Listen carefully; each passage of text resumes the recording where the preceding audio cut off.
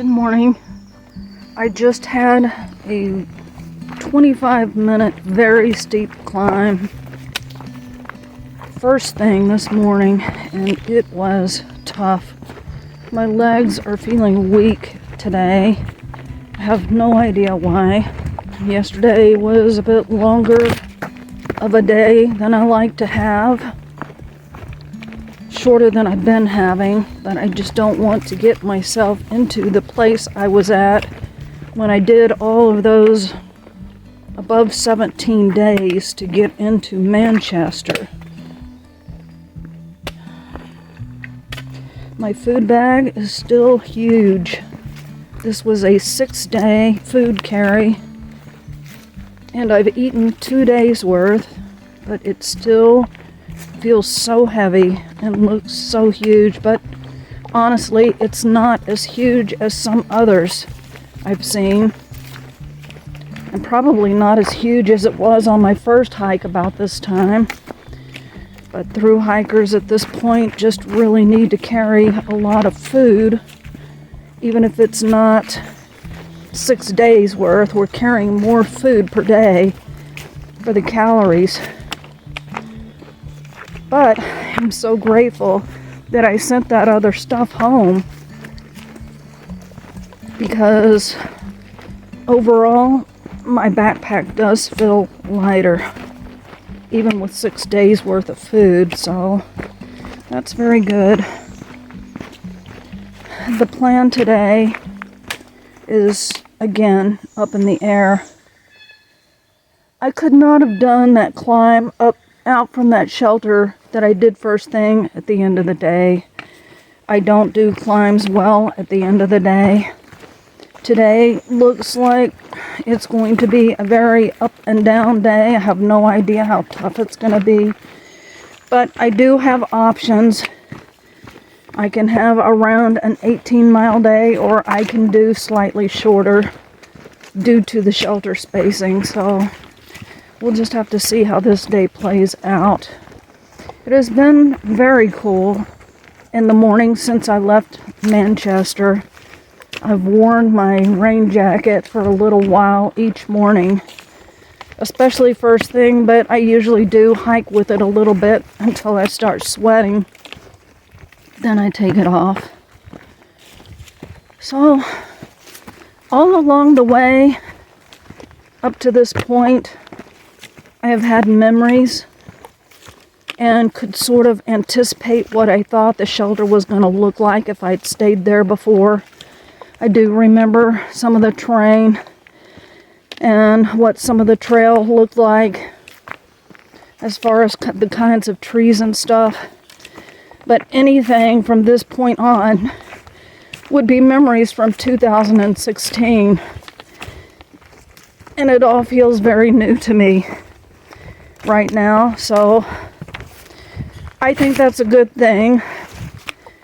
Not that the trail was uninteresting when I sort of knew what to anticipate, but it's just a little more interesting not knowing what's coming up. And this is going to be the most beautiful part of the trail, and I am looking forward to that very much. So far, most of the views in Vermont have been kind of socked in by the trees. In a few places, there have been options to climb a fire tower, but I usually just don't have the extra steps in me to do it. If it was a side trail, maybe, but going straight up a fire tower, no. Today, I am feeling in a pretty good frame of mind. Mentally and emotionally, I'm doing well also.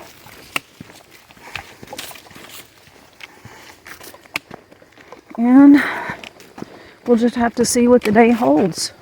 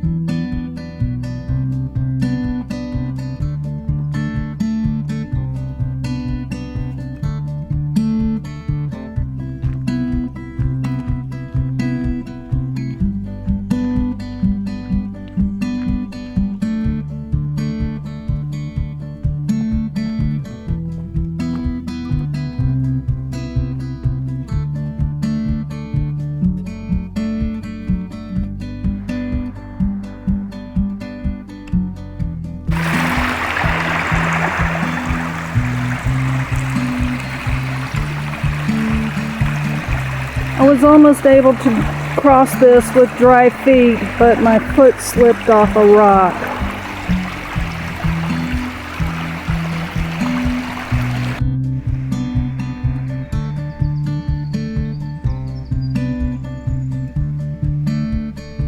This is entirely accurate because the trail mileage changes every year, but we're getting closer.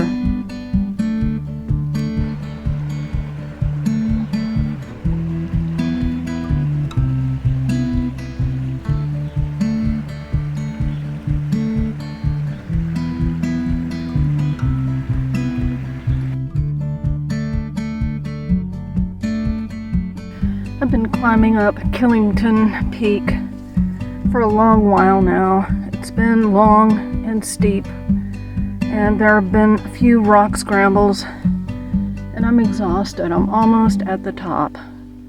But before I get to the top, I gotta go through this.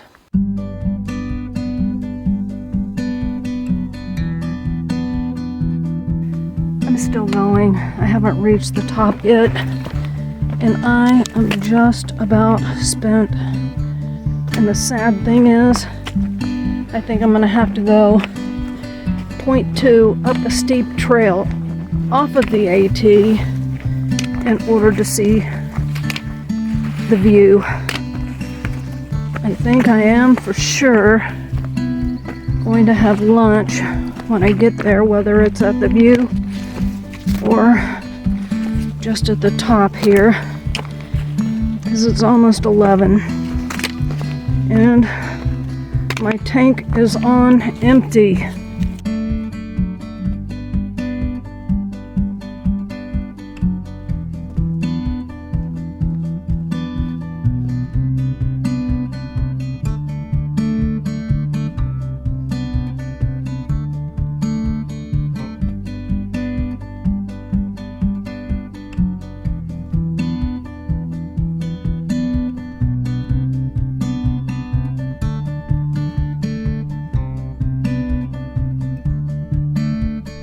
Well, I did 14.8 today.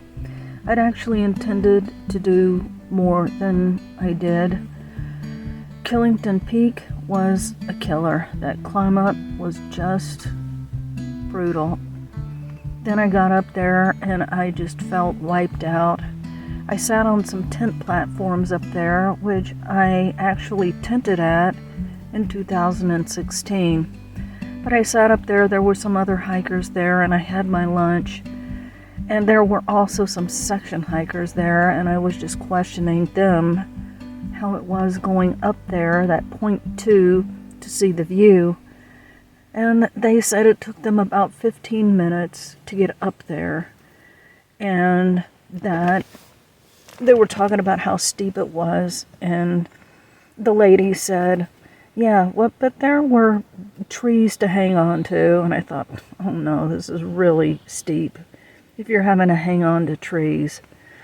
And then another hiker came who was, I think he's hiking the long trail, and he said he went up there and it was just packed with people and he had sensory overload.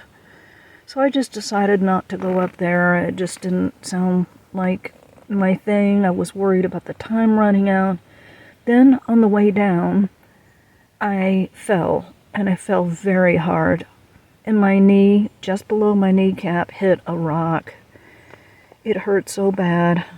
Thankfully, I had service, and again, I called Bud to pray for me, and I was able to walk. It was painful to walk, and it felt very stiff, but the outright pain that I was feeling constantly is no longer there. And I got a pretty good knot on it. I don't know if you could tell in the video or not, but it's pretty swollen below the knee. And I'm going to see how it feels tomorrow. Stopping here has really messed up tomorrow. I can either do 11.9 or 21 to get to a shelter. I've got the added problem that I don't have a barrel bag line right now.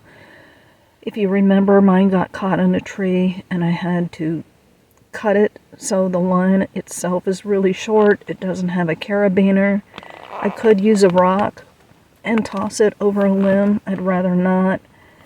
But that sort of throws a wrench in stealth camping because I always like to throw a bear bag line when I'm stealth camping alone. But I think I'm going to have to stealth camp tomorrow. I don't think I can do 21, and I don't want to do 11.9. So I got some decisions to make. I'll sleep on it and see how things play out tomorrow. So until next time, this is Rebound, signing out.